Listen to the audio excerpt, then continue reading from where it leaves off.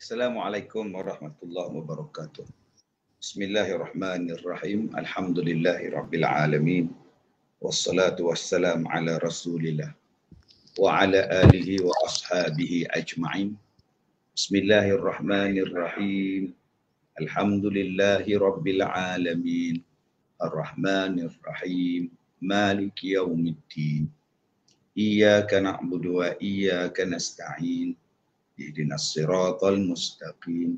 Siratal ladzina an'amta 'alaihim ghairil maghdubi 'alaihim waladdallin.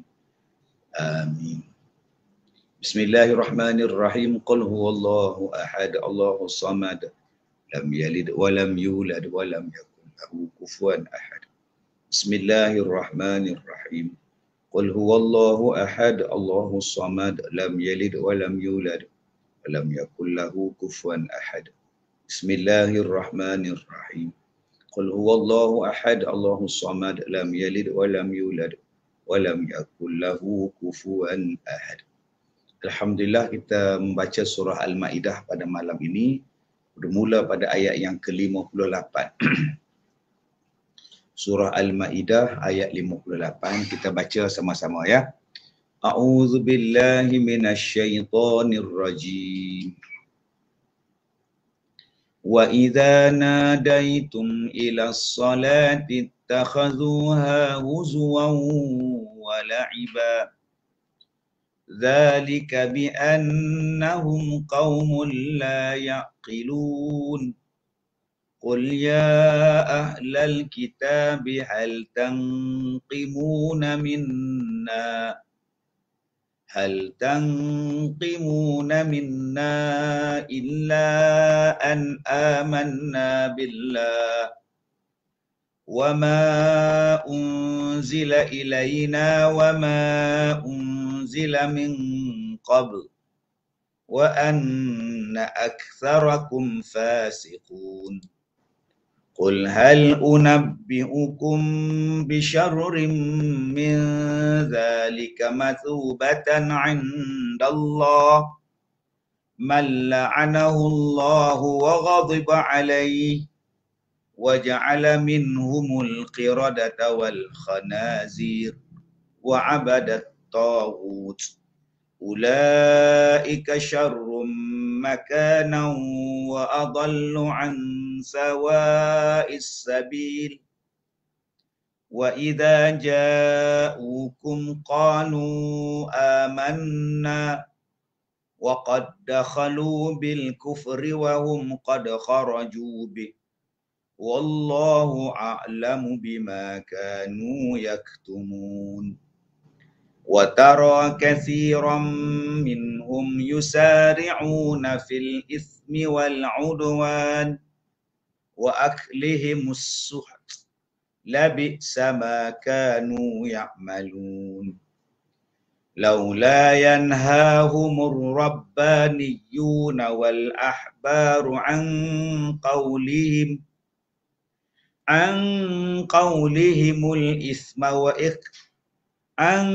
قولهم الإثم وأكلهم السحت لبئس ما كانوا يصنعون وقالت اليهود يد الله مغلولة غلت أيديهم ولعنوا بما قالوا بل يداه مبسوطتان ينفق كيف يشاء وليزيدن كثيرا منهم ما أنزل إليك من ربك طغيانا وكفرا وألقينا بينهم العداوة والبغضاء إلى يوم القيامة كلما أوقدوا نارا للحرب أطفأها الله ويسعون في الأرض فسادا والله لا يحب المفسدين ولو أن أهل الكتاب آمنوا واتقوا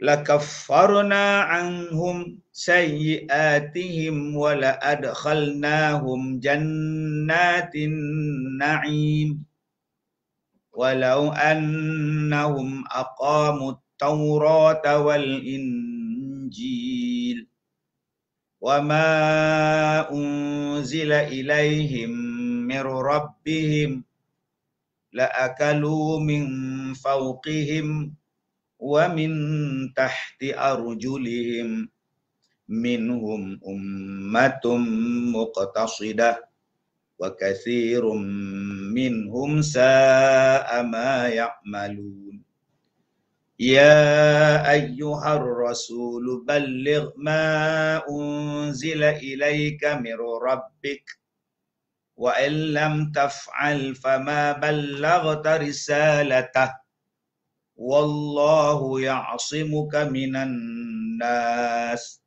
إن الله لا يهدي القوم الكافرين قل يا أهل الكتاب لستم على شيء حتى تقيموا التوراة والإنجيل وما أنزل إليكم من ربكم وليزيدن كثيرا منهم ما أنزل إليك من ربك طغيانا وكفرا فلا تأس على القوم الكافرين إن الذين آمنوا والذين هادوا والصابئون والنصارى من آمن بالله واليوم الآخر وعمل صالحا فلا خوف عليهم ولا هم يحزنون لقد أخذنا ميثاق بني إسرائيل وأرسلنا إليهم رسلا كلما جاءهم رسول بما لا تهوى أنفسهم فريقا كذبوا وفريقا يقتلون صدق الله العظيم. Sadaqallahul azim. Alhamdulillah wassalatu wassalamu ala Rasulillah wa ala alihi wa sahbihi ajma'in. Alhamdulillah, tuan-puan yang dirahmati Allah, kita baru selesai membaca surah Al-Maidah daripada ayat yang ke-58 hinggalah ke-70. Alhamdulillah, lebih kurang 2 muka surat, tuan-puan yang dirahmati Allah. Baik, tuan-puan yang dirahmati Allah Subhanahu wa taala, insya-Allah pada malam ini program kita ditaja oleh Daily Din Hub daripada Singapura, dan insya-Allah tajuk yang kita Daily Din Hub. Baru betul. Saya salah sebut. Minta maaf. Tuan-puan yang dirahmati Allah Subhanahu wa taala. Dan insya-Allah tajuk yang kita pilih pada malam ini iaitu berkaitan dengan di setiap perjuangan ada pengorbanan. Subhanallah. Tajuk ni sangat luas, tuan-puan, yang kita akan lihat pada malam ini bersama dengan yang berbahagia Datuk Ustaz Kazim Ilyas Al-Hafiz. Macam mana suara Datuk? Masih serak-serak lagi tu? Ya, suara masih lagi romantik. Masya-Allah. Baik. Terima kasih Naik Ahmad sudi menemani saya. Kuranglah sikit saya punya soal tekak ni. Baik Datuk, insya-Allah saya cuba yang terbaik pada malam ni, insya-Allah. Jadi tuan-puan yang dirahmati Allah Subhanahu wa taala, suka saya untuk mempertengahkan persoalan kita pada malam ini berkaitan dengan perjuangan mesti ada pengorbanan. Lagi satu yang kita kena tambah di sini apa dia, tuan-puan yang dirahmati Allah? Di setiap perjuangan mesti ada pengorbanan, dan di setiap pengorbanan mesti ada disiplin, tuan-puan yang dirahmati Allah. Pasti jika ada disiplin, kita jaga elok-elok setiap perjuangan ini dengan penuh disiplin dan tanggungjawab, pasti perjuangan ini tidak akan sia-sia lagi, tuan-puan yang dirahmati Allah Subhanahu wa taala. Baik. Yang menjadi persoalan untuk permulaan sebagai mukadimah ini yang berbahagia Datuk, kita nak tahu bagaimana yang dikatakan pengorbanan yang sebenar yang perlu dilakukan oleh seseorang, sama ada ia adalah seorang pelajar ataupun dia adalah sama ada dia adalah seorang ibu, dia seorang bapa, makna kata yang berkaitan dengan masyarakat kita lah. Apa yang kita nak ketengahkan kepada masyarakat kita pada hari ini mengenai pengorbanan yang perlu kita lakukan. Lagi-lagi kita berada di zaman kita kata wabak ni yang berbahagia Datuk. Mungkin Datuk boleh mulakan mukadimah pada malam ni. Silakan. Assalamualaikum warahmatullahi wabarakatuh. Terima kasih. Assalamualaikum. Ustaz Ahmad. Bismillahirrahmanirrahim. Alhamdulillahirabbil alamin wassalatu wassalamu ala Rasulillah wa ala alihi wa ashabihi ajma'in. Terima kasih kepada Naik Ahmad selaku moderator. Terima kasih kepada penaja rancangan kita pada malam ini dibawakan oleh Daily Din Hub. Dan tuan-tuan boleh layari www.dailydinhub.com dari Singapura yang membawakan rancangan kita pada malam ini. Terima kasih kepada pihak Daily Din Hub Singapura kerana menyokong Pusat Pendidikan Al-Barakah di dalam medan dakwah, medan kuliah. Mudah-mudahan memberi manfaat kepada semua asbab daripada tajaan ataupun pembawaan daripada Daily Din Hub ini, insya-Allah. Tuan-tuan yang saya muliakan, hari ini Da'i Ahmad memilih tajuk kepada kita berkenaan pengorbanan dan perjuangan. Kita ambil satu kata-kata, semua perkara yang hebat yang boleh dimiliki sebenarnya memerlukan pengorbanan yang besar untuk diberikan. Kalau kita nak bercakap soal yang hebat, maka pengorbanan yang besar adalah diperlukan. Kita kalau nak dapat benda yang kecil-kecil, tak korban pun dapat. Sebab tu di dalam agama kita, tuan-tuan, disuruh kita ini berkorban. Wajahadu fi sabilillah bi amwalikum wa anfusikum. Bi amwalihim wa anfusihim, ayat yang hampir. Berjihadlah kamu pada jalan Allah dengan harta benda kamu dan nyawa kamu. Berjihadlah kamu, berjihadlah mereka itu pada jalan Allah dengan harta-harta mereka dan diri mereka. Perkara yang paling hebat yang kita semua ingin miliki ialah syurga. Dan nak dapat syurga ini memerlukan perjuangan. Duk saja-saja ni nak dapat syurga macam mana? Buat benda yang haram pula nak dapat syurga macam mana? Maka dia memerlukan perjuangan. Dan setiap perjuangan tadi memerlukan pengorbanan. Kalau kita tak sanggup berjuang, kita tak dapat. Dan dalam berjuang tadi, kita kena banyak berkorban. Syurga adalah perkara yang hebat. Maka nak dapat benda yang hebat ini, pengorbanan besar perlu dilakukan. Jangan bercakap perkara yang hebat kalau kita tak sanggup berkorban, benda yang hebat juga. Ni kita baru saja lepas korban, baru raya korban Ustaz Ahmad. Berapa ramai yang sanggup berkorban? Allah kata fasalli li rabbika wanhar. Nak syurga, korban. Ada yang boleh korban, ada yang mampu korban. Ada yang mampu tapi tak mau korban, walaupun satu bahagian lembu. Tak mau dia korban. Tiba-tiba dia bercakap tentang soal syurga. Macam mana nak dapat tu? Nak membayar 300 satu bahagian, 290, 390 satu bahagian pun terasa berat. Susah nak dibuat. Macam mana kita nak dapat hasil yang bagus? Tuan-tuan yang saya hormati. Maka perkara-perkara yang hebat yang kita ingin miliki sebenarnya memerlukan pengorbanan yang besar. Kita nak dapat anak yang hebat, yang soleh, solehah, yang baik budi pekerti, akhlak yang baik. Mak bapak kena berkorban.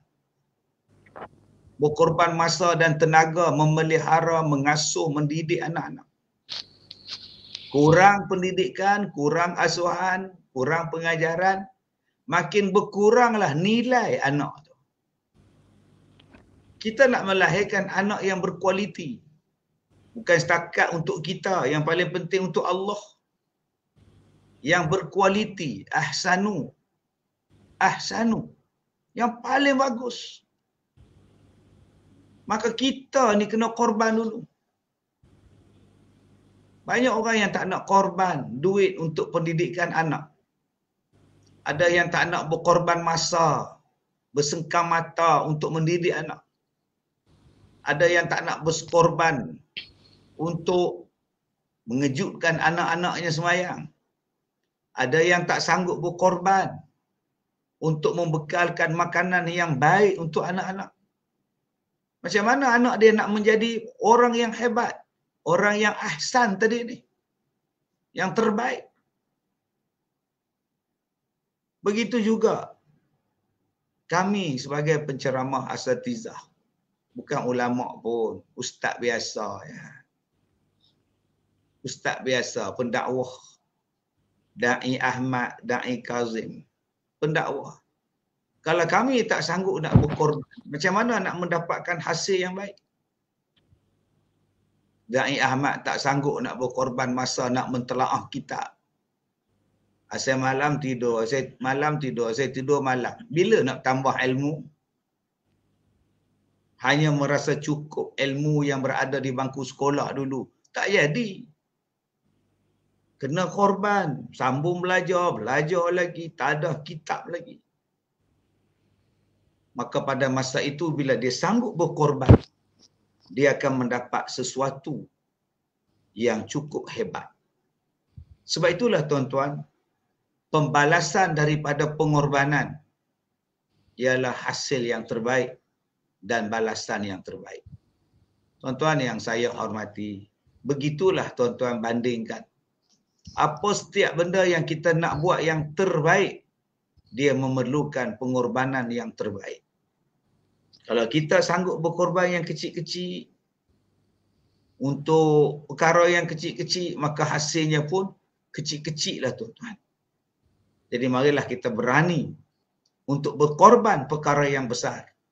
Mudah-mudahan kita mendapat hasil yang baik, yang hebat nanti insya-Allah.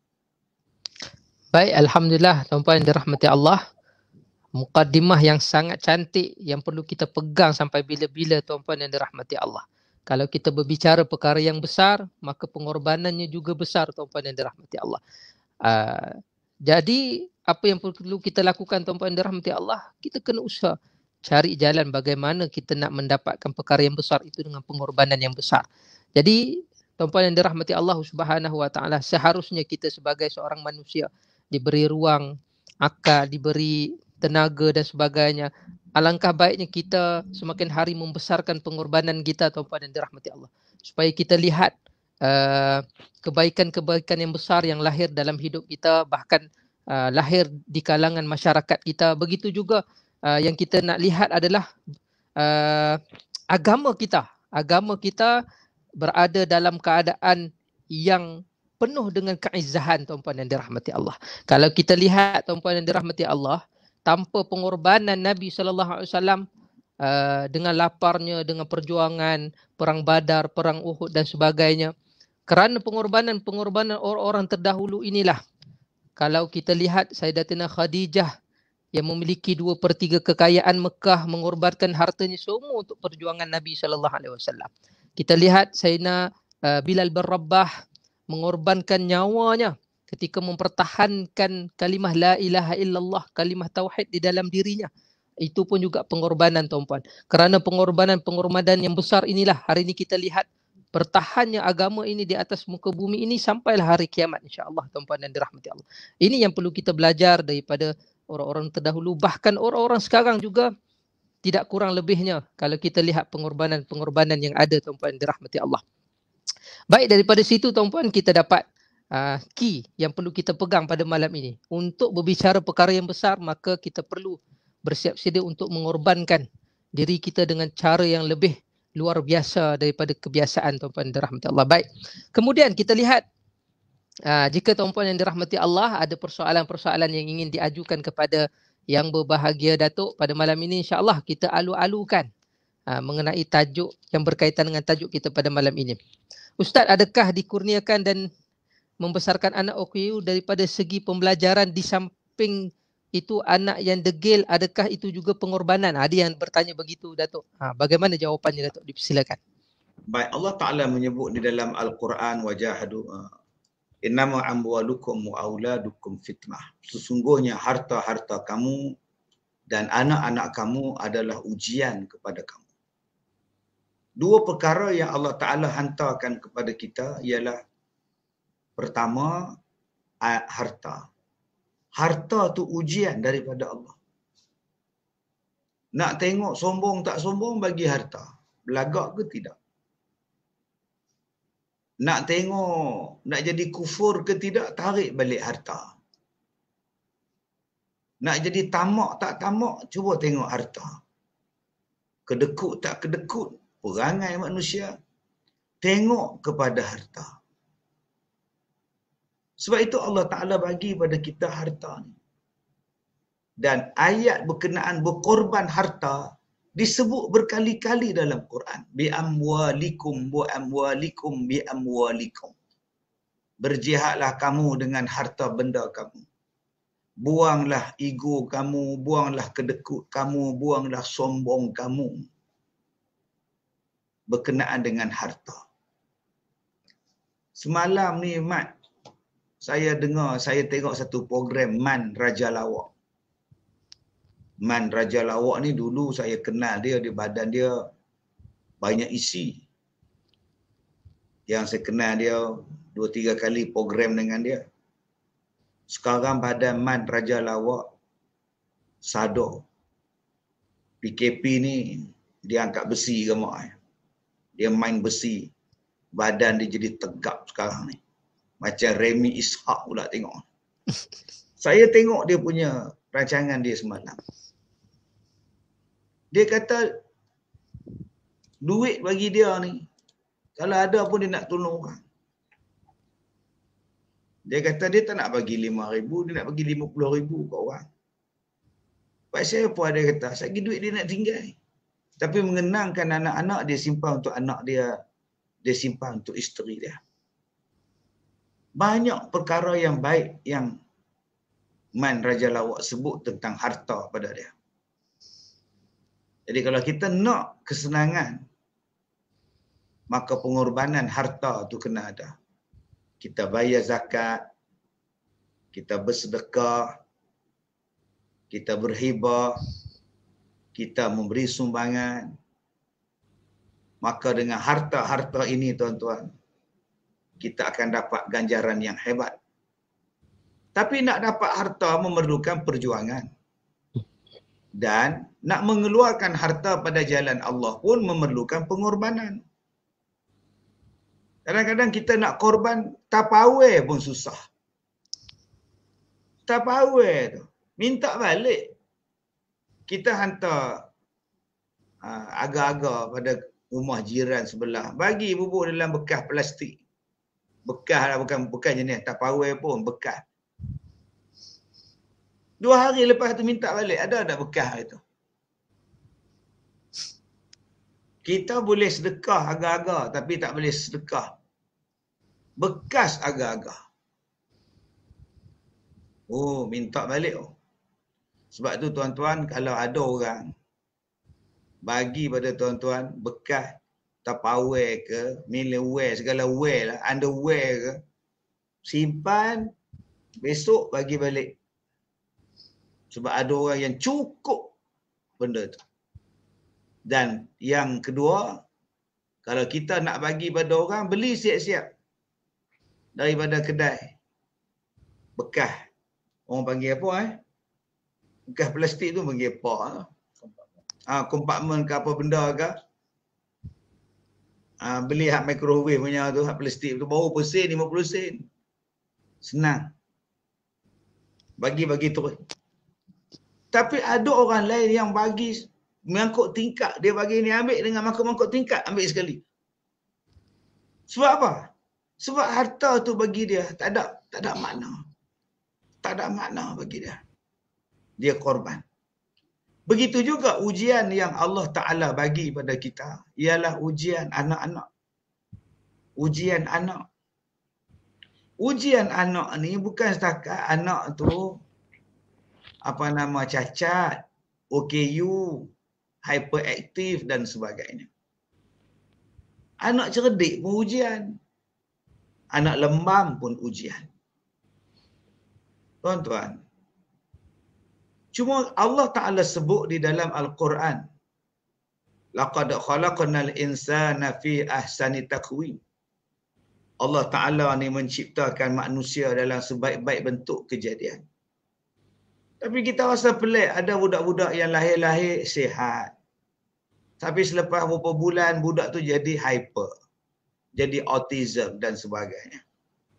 Sedangkan Allah kata budak-budak ni, manusia ni dijadikan sebaik-baik bentuk kejadian.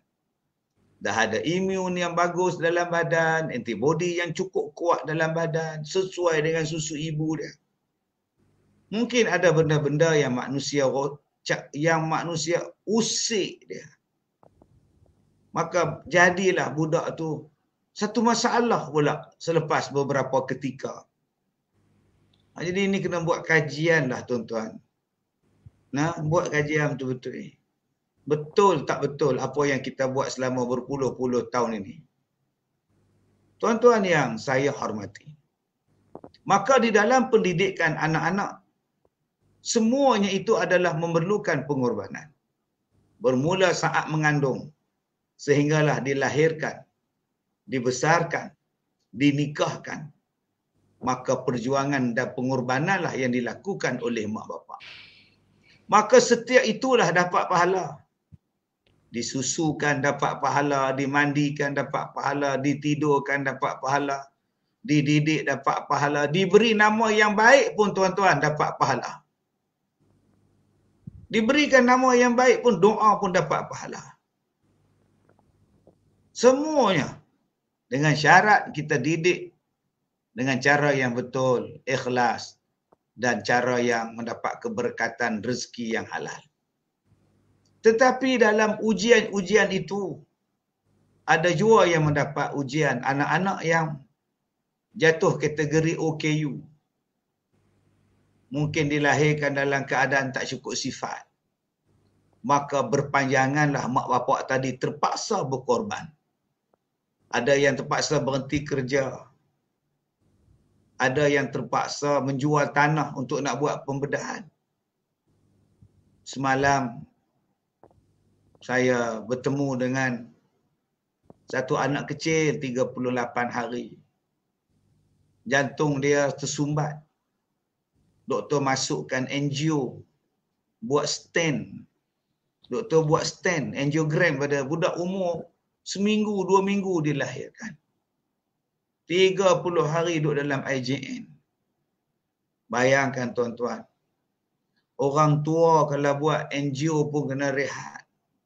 Budak kecil macam mana tuan-tuan? Mak dia macam mana? Bapak dia macam mana? Namun begitu, Allah ni maha baik.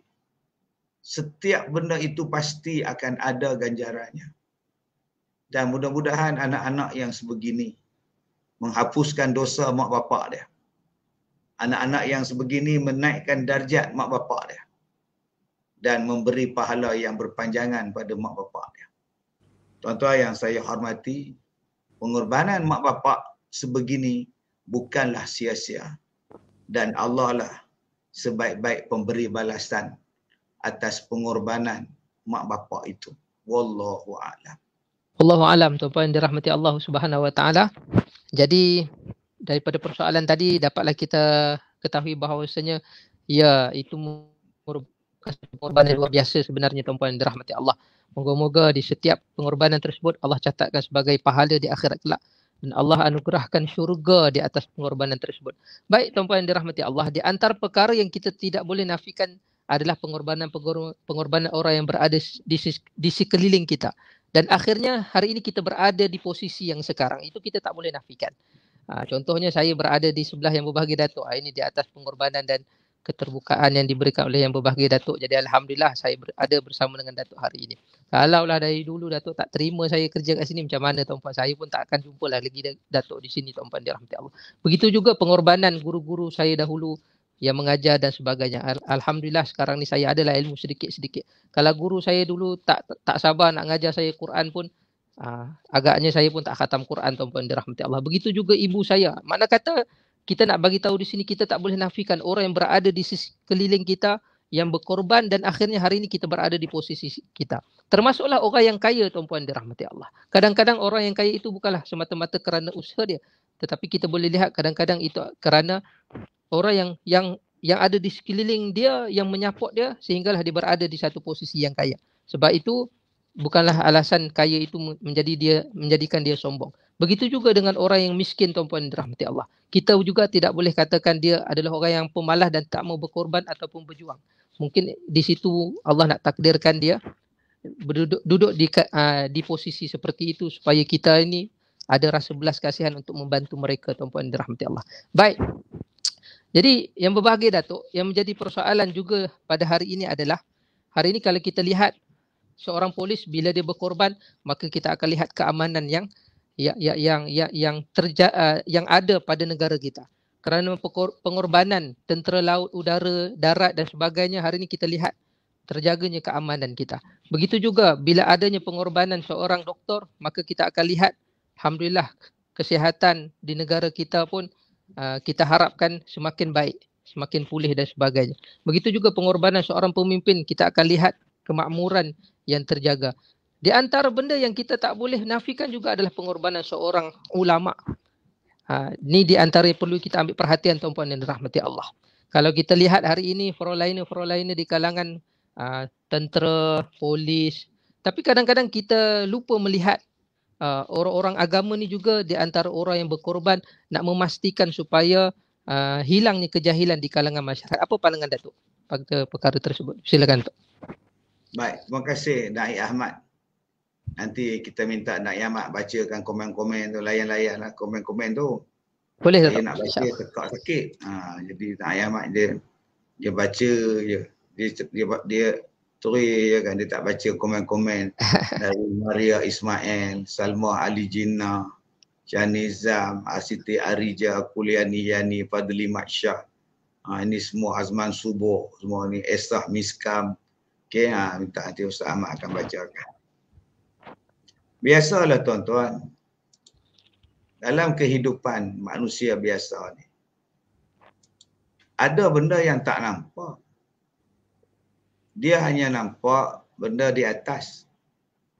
Benda di dalam, di bawah, orang tak nampak. Cuba kita masuk di dalam sebuah bangunan, rumah, dewan. Kita nampak, Ahmad, benda hak luaran. Dinding, nama dia wallpaper. Dinding, nama dia cat. Di dinding ada frame, gambar, ada jam, ada ukiran. Maka orang akan nampak benda itu je orang tengok. Kemudian dia akan tengok di atas. Dia akan nampak ceiling. Dia akan nampak plaster ceiling. Ukiran ceiling. Lampu chandelier. Lampu suraya. Kemudian dia akan nampak seti. Sofa yang cantik. Almari perhiasan yang cantik. Ini manusia nampak. Dan bila dia pandang ke lantai, dia akan nampak tiles, marble. Tapi dia tak nampak di sebalik dinding itu ada bata yang berkorban. Ada simen yang mencantumkan bata-bata. Bata tu pula dibakar dengan api daripada tanah. dibakar, panas.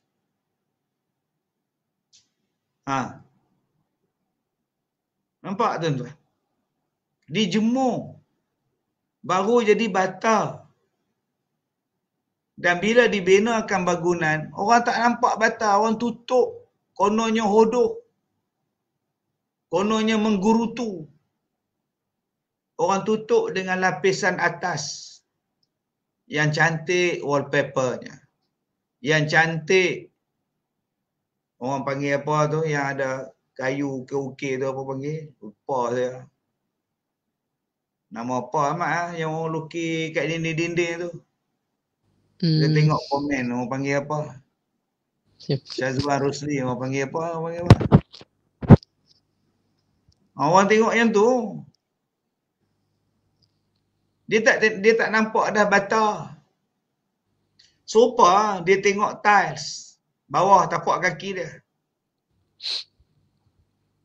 Dia tengok tiles. Dia tak nampak lah di bawah tiles tu ada besi. Besi tu hodoh. Besi yang konkret. Wainscoting. Orang hari ni duk tengok wainscoting tu lah. Dia tak nampak bata. Wainscoting memang petempek eh. Yang tu orang duk kata lawa. Tapi dia tak nampak pengorbanan hak di bawah. Basic di bawah. Piling di bawah. Berkorban, dihentak, dibenam. Barulah boleh tertegak sebuah bangunan. Begitulah. Orang tak nampak pengorbanan daripada Cikgu Tadika. Dia yang mula mengenalkan ABC pada budak-budak. Dia yang mengenalkan doa, semayang, Cikgu Tadika, Tabika, pasti. Sambil duk basuh berak budak. Suap makan budak. Pengorbanan mereka. Tapi orang tak nampak gaji murah Cikgu Tadika. Gaji murah. Maklumlah tak masuk universiti. Habis kot ada diploma. Orang tak nampak.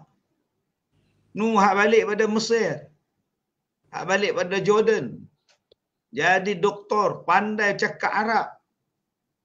Yang mengajar dia, waktu dia kecil, ustaz di kampung. Mengajar Iqra'. Yang mengajar semayang tu guru kafar. Gaji oversen. Guru sekolah agama rakyat. Tapi berapa banyak budak-budak ni, puak-puak ni bila balik pada luar negeri, dia tak bagi kita panggil dekat orang tu ustaz dengan alasan bahawa dia pun tak pandai cakap Arab. Kamu sekarang pandai cakap Arab. Sebelum kamu pergi pandai cakap Arab, yang mengajar kamu semayang tu ustaz kampung tu. Ustaz kafar yang tak pandai cakap Arab. Pandai anak hantar. Yang tu je pandai. Tu hantar, antum mak antum. Hak tu dia pandai. Tapi dia masih lagi mengajar. Dia memperkenalkan sembahyang pada kita. Dia memperkenalkan baca Al-Quran pada kita. Sampailah kita masuk sekolah asrama penuh. Dan kita boleh masuk sekolah, akhirnya pergi ke luar negara. Jadi pandai. Tuan-tuan yang saya hormati. Tapi pengorbanan guru-guru macam ni orang tak nampak. Kerana tak ada PhD. Dia bukan pakar. Dia tak ada jabatan. Dia tak ada jawatan. Dia tak ada pangkat. Kata-katanya tak boleh didengar. Serupalah jadi penceramah bebas. Berkali-kali saya cakap, penceramah bebas ni tak ada nilai. Di kalangan manusia tak ada. Kamu jawatan apa? Yang tu dia soal tu. Kamu pangkat apa? Kamu apa setakat ni apa? B berapa? D berapa? C berapa? Semua dia tak. Kita kata C4. Terkejut dah. Padahal penceramah-penceramah bebas ni yang bergerak masa COVID, sebelum COVID dulu, siang malam menggerakkan ilmu di seluruh Malaysia ni. Mereka bukan makan gaji. Mereka bergerak setiap masjid, surau. Setengah orang dia pergi pejabat, dia balik tidur. Pagi pergi pejabat, balik tidur. Tapi orang yang menggerakkan dakwah, dia tak tidur. Dia masih berjalan. Pukul 3 pagi masih lagi belum tidur. Dia berkorban. Kalau tak ada pendakwah-pendakwah ni, apa akan jadi? Berpuluh tahun pendakwah ni berkorban. Sampai tua. Tak ada istilah pencen. Tak ada istilah rehat. Orang bagi duit, ambil. Orang tak bagi duit, tak apa. Diam. Tapi mereka inilah yang dihentam, dikutuk dan tidak dihormati. Sebab tu, saya cakap pada tuan-tuan, penceramah macam saya ni, kalau orang lain saya tak tahulah, bagi saya lah tak ada nilai di kalangan mata mereka. Walaupun saya dah ceramah 30 tahun sekalipun. Walaupun saya ada gelaran datuk sekalipun. Tak ada nilai bagi mereka. Tetapi adakah benda itu menyedihkan kita? Tak. Saya tak ada nak sedih. Sebab aku buat kerja dakwah ni. Aku buat kerja untuk Allah. Bukan untuk hampa. Bukan untuk mereka. Bukan mereka bayar kat saya makan, minum, hidayah, sihat pada saya. Aku buat apa saya peduli dengan dia. Yang penting, kita buat kerja untuk masyarakat. Untuk orang ramai yang perlukan ilmu yang sedikit ni. Kalau nak kira pada puak-puak tu, tuan-tuan, kuasa besar kot boleh hantar surat kat kita. Tuan-tuan, kita buat kerja untuk masyarakat. Untuk pencinta-pencinta ilmu. Dan kita buat kerja tu hanya semata-mata untuk mencari keredaan Allah. Kita sayang agama Allah. Kita tak nak masyarakat kita berada dalam keadaan haru biru, kejahilan. Maka ulama'-ulama', guru pendakwah-pendakwah bebas, beribu-ribu orang ni tuan-tuan yang bergerak siang dan malam, berpuluh-puluh tahun tanpa mengira apa-apa jalan. Ini nama dia pengorbanan. Sebab itu tuan-tuan yang saya hormati, memang kita rasa sedih orang kutuk kita, orang hentam kita, orang tak pertahankan kita, orang hentam kita balik. Sebab kita tak ada jawatan di jabatan. Kita bukan orang jabatan. Kita bukan ada pangkat besar pun. Tetapi hati kita jadi seronok. Hati kita jadi tenang. Tenang kerana apa? Kerana ramai sahabat kita yang duk mengaji dengan kita, yang mendengar kuliah kita, yang beramal, walaupun sikit, yang dapat manfaat, kita rasa seronok. Mereka ni sebenarnya, hak bawah-bawahan ni, yang macam hak duk komen, yang tengah duk live kita ni, inilah dia.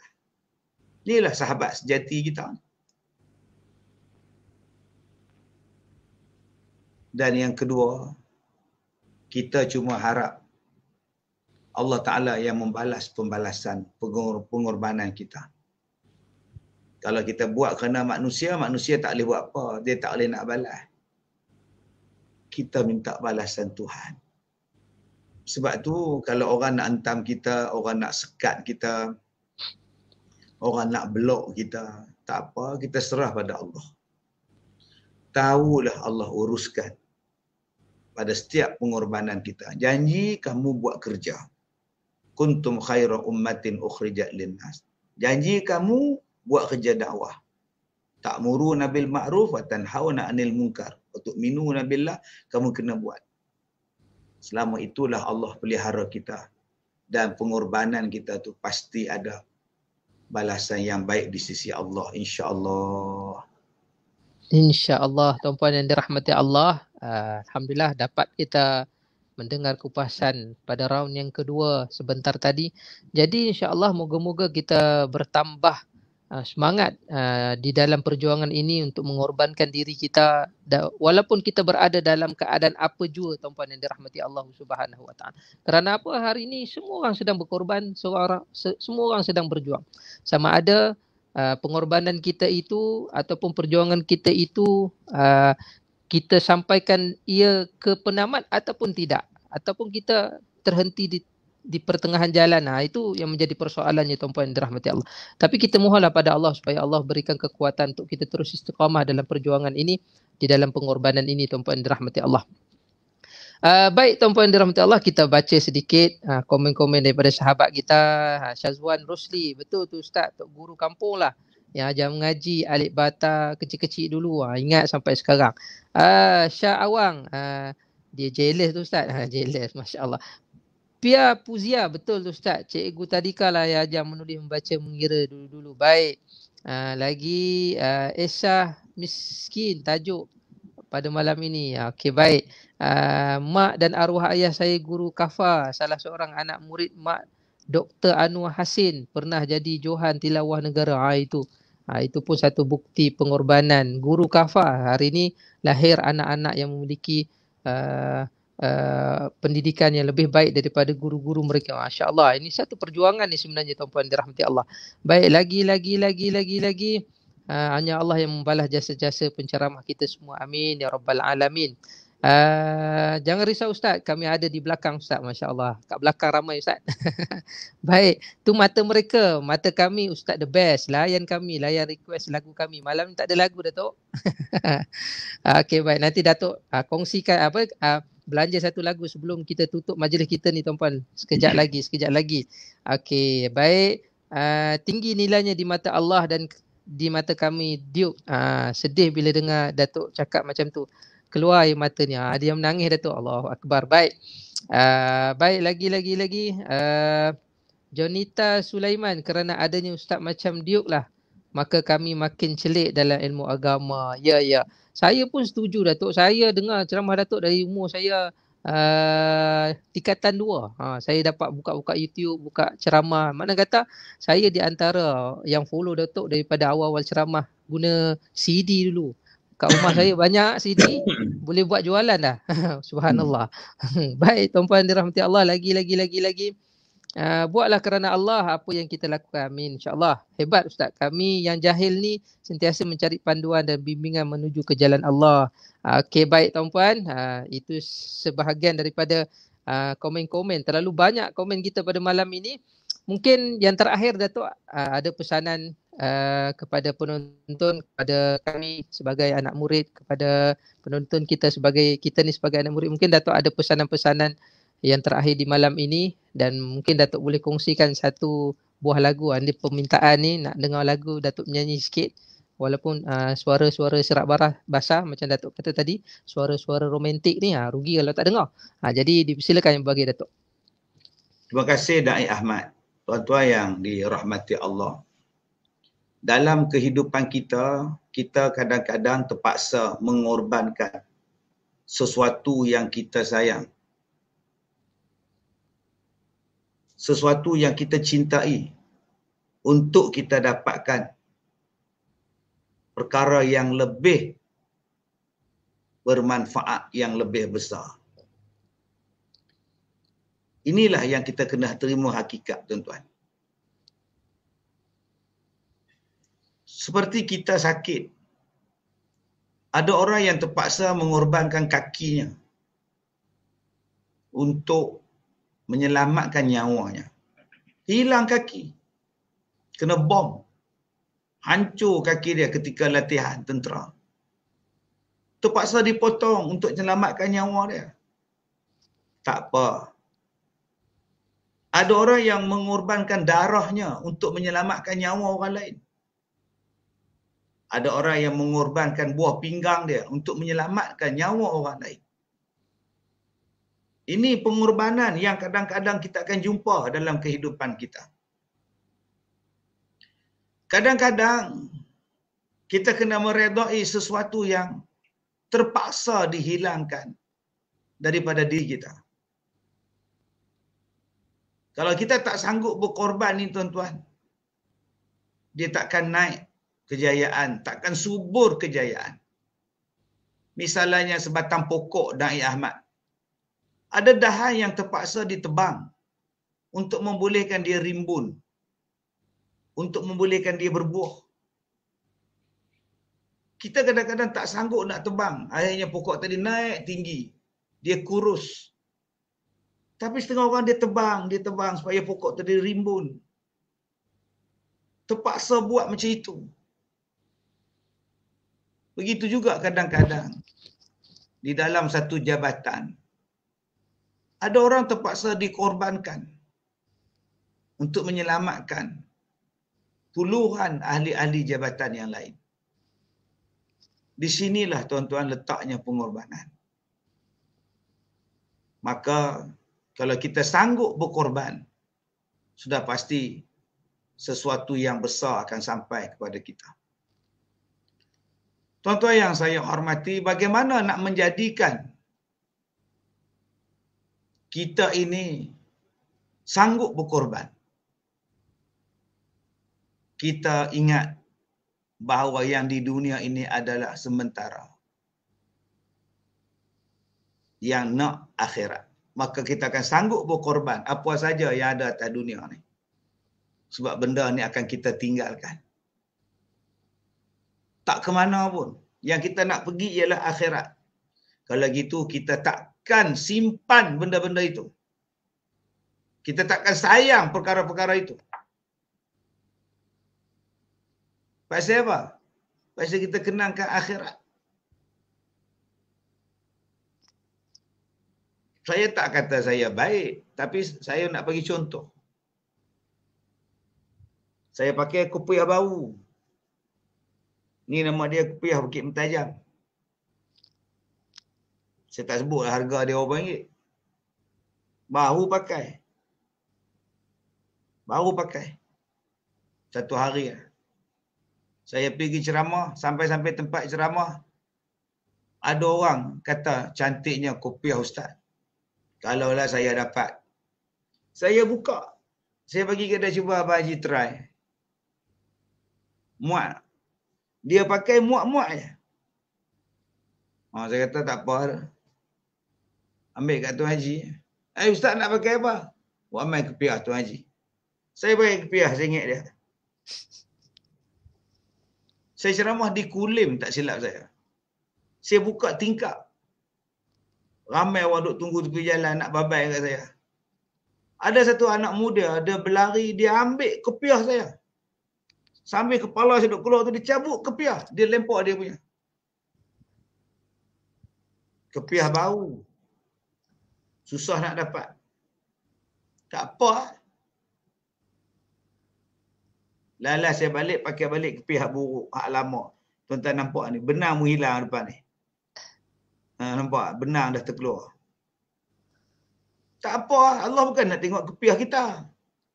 Allah nak tengok hati kita dan amalan kita.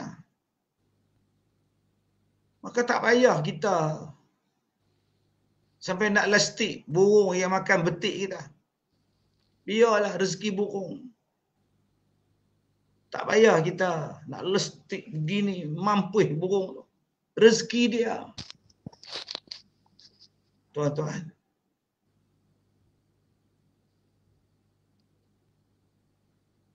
Bila kita berkorban untuk orang, maka pembalasan yang baik pasti akan sampai. Saya cakap satu benda pada tuan-tuan. Bagaimana nak memudahkan kita berkorban dalam perjuangan? Ingat dalam hati. Simpan dalam hati. yang di dunia ni sementara. Yang aku target ialah akhirat. Maka kita akan berlumba-lumba berkorban untuk Allah. Sebab kita mencari akhirat dan kita tak cari glamour dalam dunia. Tuan-tuan yang saya hormati, saya selalu nyanyikan lagu ni pada tuan-tuan. Nun di sana cita-cita kita, ya akhirat namanya. Di dunia ini bukan tempat tinggal, di sini hanya sebentar tidak kekal. Betulkan niat dari sekarang, tukar sikap kita yang merugikan Quran dan Sunnah. Jadikan panduan agar esok kita tidak kekesalan. Biar susah sedikit kerana Tuhan, untuk menghindar kesusahan yang besar yang tidak sanggup ditanggung badan. Ambillah iktibar kalau mau sedar. Di sana tiada taulan yang membela, amal ibadah itulah pembela kita. Ayo bersegeralah berbuat kebajikan, jangan dilalaikan oleh nafsu dan syaitan.